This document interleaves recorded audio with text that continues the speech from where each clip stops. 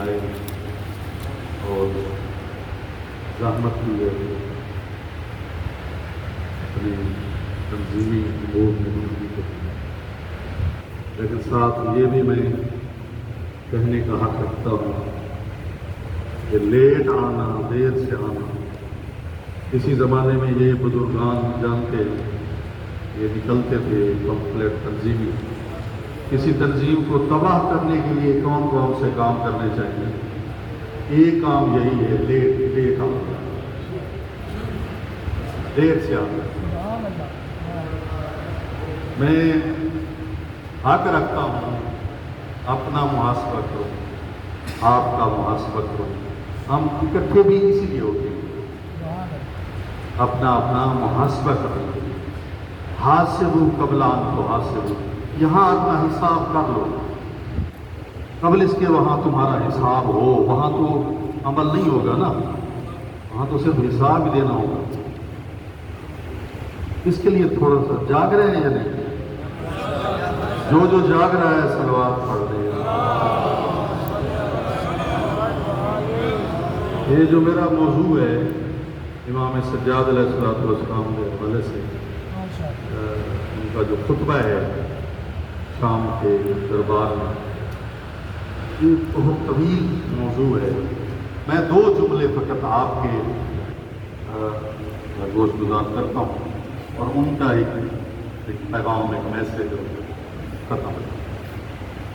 فرمایا کون یہ لفظ کہہ رہا ہے جو رحمت للعالمین کا نواسا ہے، ان کا بیٹا ہے، خود بھی آپ نے کتنے حج کیے ہیں لیکن اپنی سواری کو کبھی چابک نہیں مارا، اتنے نرم دل، اتنے رحم دل، کسی سے، کسی غلام سے، کسی کنی سے پانی گرا پر کوئی ایسا نقصان ہوا تو اس کو آزاد کر دیا، کچھ نہیں کہا، وہ خوف زدہ تھے کہ ہمیں کچھ کہیں گے، لیکن اس کو آزاد کر دیا۔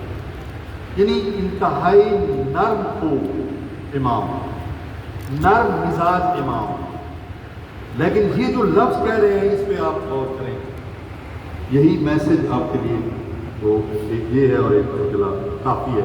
وَيْلُكَ أَيُّهَا الْخَاطِبُ، پہلے جو درباری خطیب خطاب کر رہا تھا اس کو امام کہہ رہے ہیں ہلاکت ہو تیرے لیے۔ شاید یہ وزن ہوا ہے آپ کے ذہن میں جو پہلے میں نے بتایا ہے کہ کتنی نرم خوش شخصیت، کتنا کریم امام، اور پھر کہہ رہا ہے ہلاکت ہو اے خطیب۔ کیوں؟ کیا اس کے جسم سے امام کو کوئی تکلیف تھی؟ نہیں، بلکہ اس کے وہ جملے اور جو اس نے توہین خدا کی، توہین رسالت کی، توہین امامت کی، توہین قرآن کی اور باطل کی ترجمانی کی، اس کے خلاف امام نے یہ بات کی اور فرمایا اس طرح کا مرضات المخلوق بسخط الخالق، تجھے شرم نہیں آتی کہ تو نے مخلوق کی چاہت، مرضی، خواہش حاصل کرنے کے لیے رب کی مخالفت کی؟ یہ شرم نہیں آتی؟ اور پھر آگے اس کا انجام بھی بتایا، فرمایا تو نے اگر ایسا کیا ہے فَتَبَوَّأْ مَقْعَدَكَ مِنَ النَّارِ، تو اونٹے منہ جہنم میں جائے گا، یہ تیرا ٹھکانہ ہوگا۔ یعنی معلوم ہوا کہ جو بھی خدا کی مخالفت کرے، رسول کی مخالفت کرے، قرآن کی مخالفت کرے، ائمہ کی مخالفت کرے، اس کا ٹھکانہ جہنم ہے۔ اور دوسرا یہ پیغام ہے کہ ائمہ کریم ہیں، لیکن جب دین کی مخالفت ہوتی ہے تو سب سے بڑے سخت یہی امام ہیں۔ ایک یہ پیغام، تو اس میں میں سختی کا حق رکھتا ہوں کہ آپ دین کے لیے آتے ہیں، کوئی بندہ یہاں دنیا کے لیے نہیں آیا۔ کتنے مصروف لوگ بیٹھے ہیں میرے سامنے کہ جو وزراء کے ساتھ، مشیروں کے ساتھ، حکومتی لوگوں کے ساتھ انٹرویو کرتے ہیں، کام کرتے ہیں، محنت کرتے ہیں اور ان کو دولت بھی ملتی ہے، لیکن یہاں اپنی عاقبت کے لیے تفکر کرنے کے لیے یہاں آپ کے وہ صف باطن پر بیٹھے ہیں۔ اور یہاں بیٹھے ہیں، یہ سارے لوگ کس کے لیے آتے ہیں؟ خدا کے لیے آتے ہیں، محاسبے کے لیے آتے ہیں، اپنی آخرت کے لیے آتے ہیں۔ جب آخرت کے لیے آتے ہیں تو پھر آخرت کے لیے کام کیوں نہیں ہوتا؟ یہ ہمیں اپنا محاسبہ کرنا ہے۔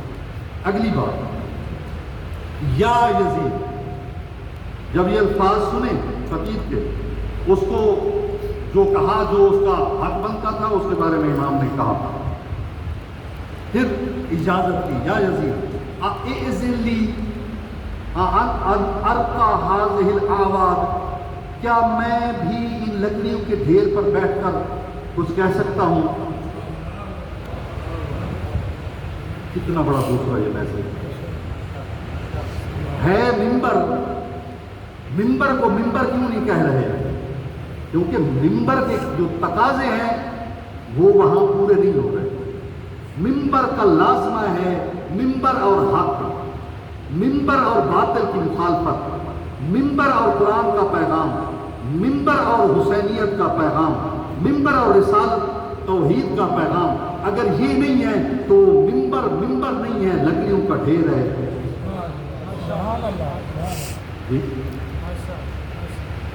تو یہ ہر چیز کے ساتھ آپ یہ پیمانہ رکھ سکتے ہیں کہ جس چیز سے بھی دین ظہور نہیں کر رہا، چاہے وہ مرد ہے، عورت ہے، کوئی چیز ہے جو منسوب ہے اس سے، تو وہ جو اس کو مقام ملا ہے، وہ مقام کی وہ حقدار نہیں ہے ائمہ کے نزدیک جو اس کو ملنا چاہیے۔ جو اس کی نسبت ہے وہ اس کے تقاضے پورے کرے گا۔ تو اس سے یہ بھی ہمیں درس ملتا ہے کہ ہماری نسبت محمد والے محمد سے ہے، ممبر کی نسبت بھی محمد والے محمد سے ہے، اور محمد والے محمد ممبر اس کو قرار دیتے ہیں جس سے اللہ کا پیغام، قرآن کا پیغام جائے۔ جب ہماری نسبت بھی محمد والے محمد سے ہے تو ہم سے بھی تو یہی توقع رکھتے ہیں کہ ہمارے جسم و روح سے کہ وہی الہی پیغام نکلے۔ ایسا ہے یا نہیں ہے؟ آخری بات فرمایا فَأَتَكَلَّمَ بِكَلِمَاتٍ لِلَّهِ فِيهِنَّ رِضَا وَلِهَؤُلَاءِ الْجُلَسَاءِ فِيهِنَّ عَدْلٌ وَثَوَابٌ۔ فرمایا میں کچھ کلمات، میں قیدی کچھ کہنا چاہتا ہوں، میں قیدی آپ کو کوئی فکر دینا چاہتا ہوں۔ پہلے تو وہ اجازت نہیں دے رہا تھا نا، کہ لوگوں کے اصرار پر اس نے اجازت دی تھی، کیونکہ لوگ دیکھتے تھے ہے کڑیوں میں، ہے توق میں، اس کے ساتھ مستورات بھی موجود ہیں، اور بہت بڑا بادشاہ سنہری کرسی پر ہے۔ آخر یہ جو اجازت طلب کر رہا ہے، آخر قیدی میں کچھ ہے،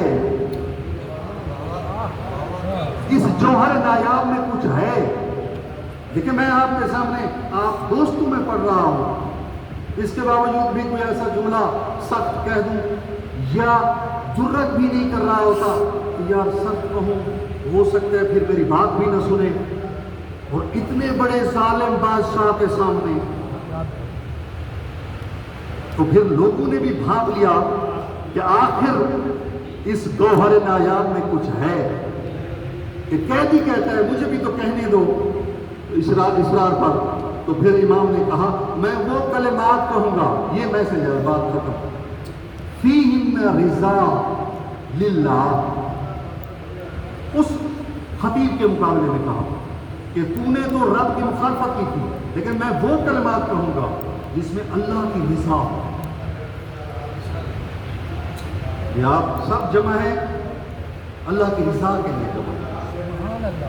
اور آپ ذہن میں رکھیں کہ آیت اللہ خامنئی کا جنازہ، جس نے یورپ کا جنازہ نکال دیا، 86 سال کے ضعیف کے جنازے نے دنیا کا جنازہ نکال دیا، مخالفین کا جنازہ نکال دیا، اس کو یہ عزت کیسے ملے؟ رضا اللہ کی وجہ سے، اللہ کی رضا کی وجہ سے، اللہ کی، کیونکہ جو بھی کام کیا آیت اللہ نے اللہ کی خوشنودی کے لیے، اللہ کی رضا کے لیے۔ جب آپ اللہ کی رضا کے لیے کام کریں گے تو آپ کا چھوٹا کام بھی بڑا ہو جائے گا. ٹھیک ہے؟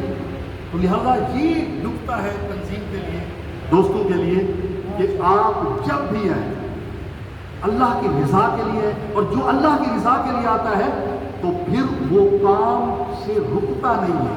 کوئی چیز اس کو، دنیا کی کوئی چیز مایوس نہیں کرتی.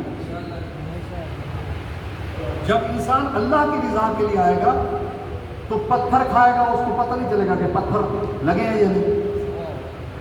فیملی کے ساتھ وہ شہید ہوا ہے کہ نہیں، زخم لگے ہیں کہ نہیں. اگر آپ اللہ کی رضا کے لیے آئیں گے تو نہیں تھکیں گے. نہیں سمجھ؟ اللہ کی چاہت کے لیے آئے ہیں تو نہیں تھکیں گے. اللہ کے لیے رضا کے لیے آئے ہیں تو کوئی ناگوار آپ کے ساتھ سلوک کرے آپ کو محسوس بھی نہیں ہوگا، کیونکہ آپ کی تار تو رب سے ملی ہوئی ہے کہ میں نے سب کچھ کرنا ہے کس کے لیے؟ اللہ کے لیے. لہٰذا آپ تھکیں گے نہیں، مشکلات میں پریشان نہیں ہوں گے. تو میری یہ درخواست ہے کہ آپ ایسے آتے ہیں جس طرح کوئی مایوسی کے سمندر میں ہوں، پریشان ہوں، بھئی کیسے آ گئے ہیں، پھنس گئے ہیں، کتنے جلدی یہ ہمیں فارغ کریں گے، ہم گھر جائیں گے. بھئی گھر جائیں گے تو کیا ہوگا؟ کون سا تیر ہم مار لیں گے؟ کون سی گنگا بہا لیں گے؟ رزق وہی ہے جو تمہارے مقدر میں ہے، وہی ملے گا. معصوم فرماتے ہیں 2 رزق ہیں، آپ رزق و رزقان، ایک کے پیچھے تم ہو، ایک تمہارے پیچھے ہے. جو تم تلاش کر رہے ہو سکتا ہے وہ تمہیں ملتا ہے یا نہیں، کیونکہ رب نے تمہارے حصے میں وہ رکھا ہے تو تمہیں ملے گا. جو تمہارے پیچھے ہے موت بعد میں آئے گی، رزق پہلے کھاؤ.